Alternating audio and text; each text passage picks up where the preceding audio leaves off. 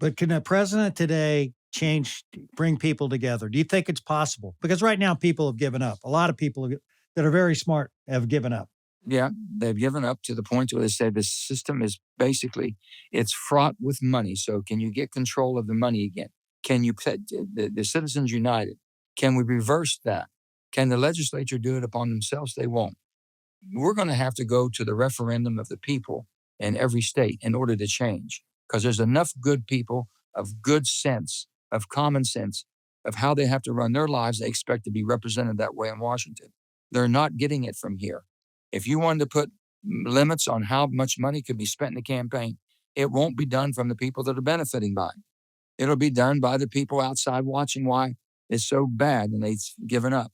And I said that. So you have that first. How come so many people can't even vote in primaries? Because the parties have shut it down. So open the primaries up.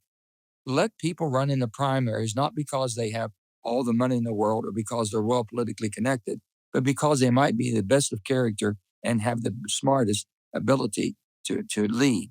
Get more people in that. So we're not getting the best of the best. That's our problem. And that's by design. And I've asked people, do you believe you have the right to vote because you're a U.S. citizen or because you belong to a party? They'll all tell me, because I'm a U.S. citizen. I says, then you're absolutely wrong, because the party is picking you. You're not picking the candidate. They're giving you who you're going to vote for. And the primaries, you only have about 17% of people that show up in primaries anymore. And the primaries are controlled. They've shut them down. You can't vote as an independent.